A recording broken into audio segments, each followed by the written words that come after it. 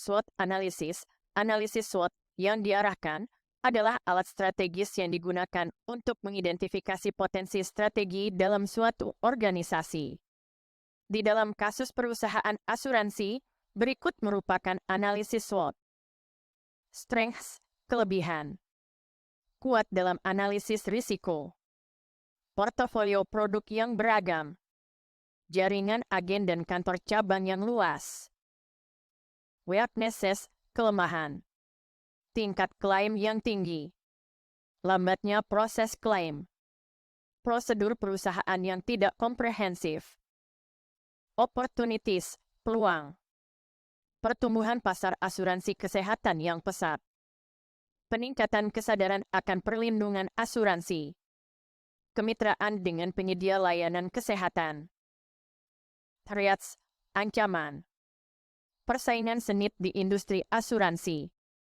Perubahan regulasi pemerintah. Teknologi yang berkembang pesat.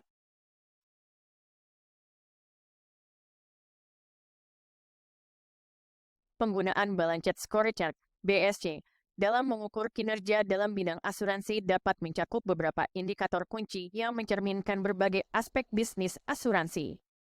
Berikut adalah contoh indikator kinerja yang dapat digunakan dalam studi kasus tersebut. Dengan menggunakan BSC, perusahaan asuransi dapat memantau dan mengukur kinerja mereka secara holistik, mencakup aspek keuangan, pelanggan, proses internal, dan pertumbuhan berkelanjutan. Ini membantu dalam mengidentifikasi area yang memerlukan perbaikan dan mengarahkan perusahaan menuju pencapaian tujuan jangka panjang. Indikator keuangan. Pertumbuhan premi, persentase peningkatan premi tahunan.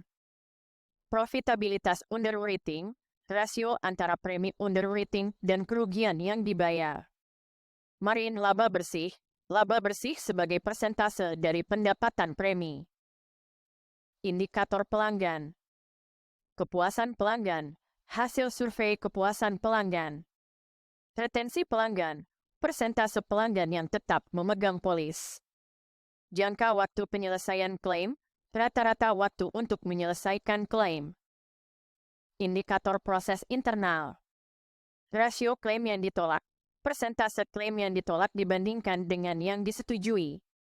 Efisiensi klaim, rata-rata biaya dan waktu yang dibutuhkan untuk menyelesaikan klaim.